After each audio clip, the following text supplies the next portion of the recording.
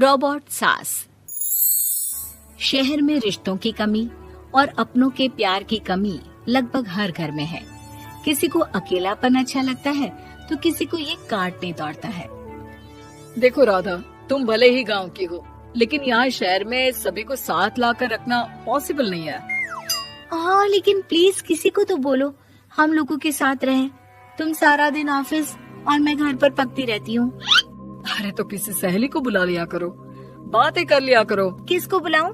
कब तक बुलाऊं?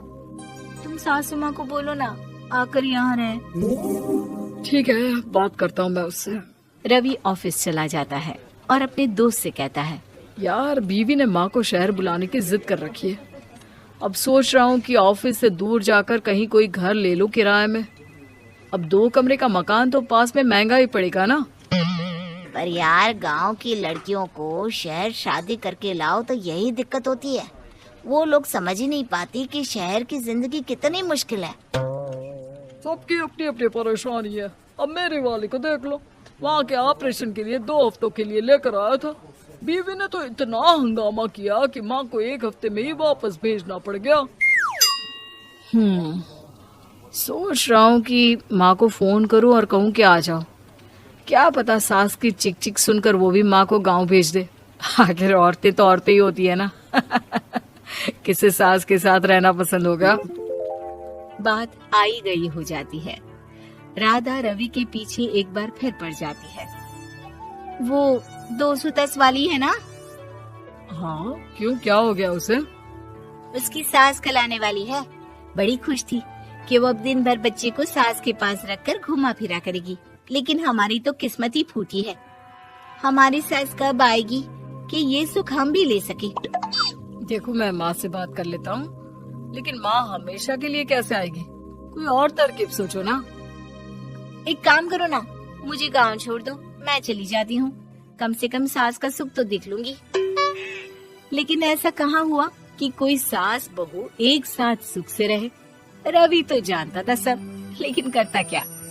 पर कहते हैं ना, पति का दिमाग है, चलेगा तो सही। एक आइडिया आया है। क्यों ना मैं माँ की शक्ल सूरत का एक रोबोट ला कर दे दूं, जो राधा के साथ बिल्कुल सास वाला व्यवहार करे। मजा ही आ जाएगा। न माँ को लाने की झंझट, न सास बहू की किचकिच। रात को स्विच ऑफ करके अलमारी में पैक। बस फिर क्या था। अगले दिन जैसे ही घर की घंटी बजती है और राधा दरवाजा खोलती है, साथ में खड़ा होता है रवि और साथ में होती है रवि की माँ यानी कि राधा की सास। माँ जी, मुझे तो मेरी आँख पर विश्वास नहीं हो रहा। कितना अच्छा सरप्राइज है। आइए माँ, आइए। मुझे भी अच्छा लग रहा है। मैं भी खुश हूँ, मैं भी खुश हूँ, मैं भी खुश हूँ। दरअसल रोबोट सास की बैटरी ढीली होने के कारण वो एक वाक्य को रिपीट करने लगती है। माँ जी इतनी खुश है कि बार बार दोहराए जा रही हैं कि खुश है, खुश है। मैं अभी पानी लाती हूँ। राधा पानी लाने जाती है कि पीछे से रवि सास की बैटरी टाइट कर देता है और ऑर्डर का प्रोग्रामिंग ऑन कर देता है। पानी लाओ, चाय लाओ, खाना लाओ, मेरे बाल झाड़ो, मेरे कपड़े धो, मेरी चप्पल कहाँ है, लेकर आओ। अरे ठीक है माँ जी, सब ला रही हूँ।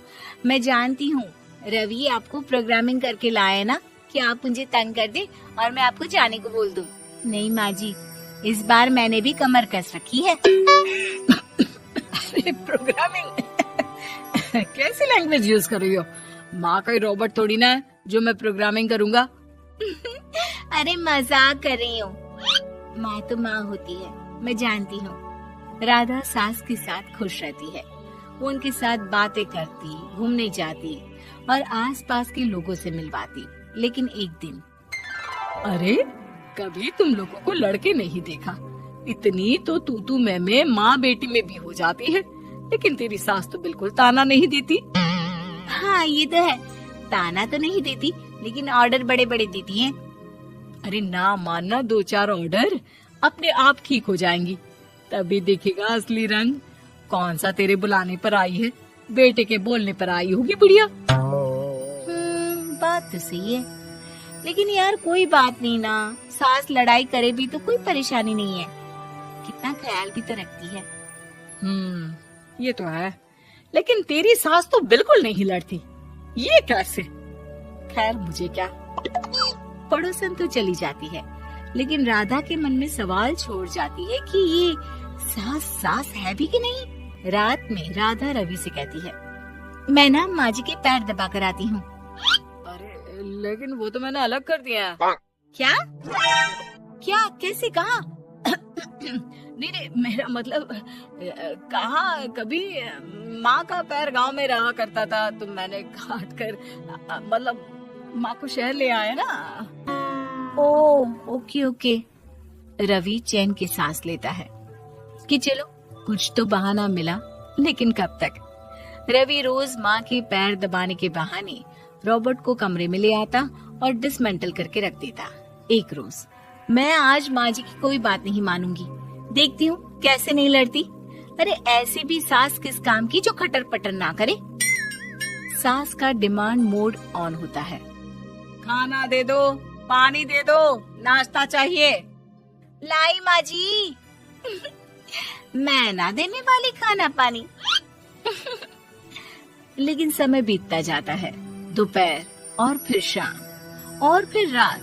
बहू सास को कुछ नहीं देती, लेकिन रॉबर्ट सास कुछ नहीं कहती। रात को जब रवि घर आता है, राधा रो रही होती है।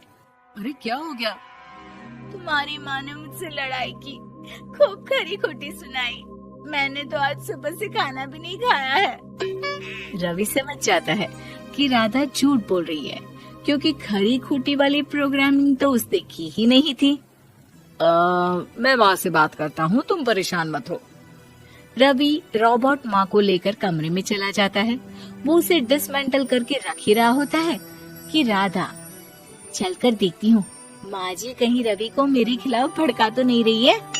वो जैसे ही कमरे के अंदर जाती है, डर जाती है। सास के पुर्जे पुर्जे अलग थे। रवि, ये क्या है? ये माँ रॉबर्ट थी, तुमने ऐसा क्यों किया रवि? कुछ नहीं राधा, मैंने जितना अपने दोस्तों से सुना था कि शादी के बाद वैसे तो सब ठीक रहता है, लेकिन जब माँ और बीवी लड़ते हैं तो पति का बुरा हाल कर देते हैं। और मैं ना सुकून से रहना चाहता था, बस इसलिए।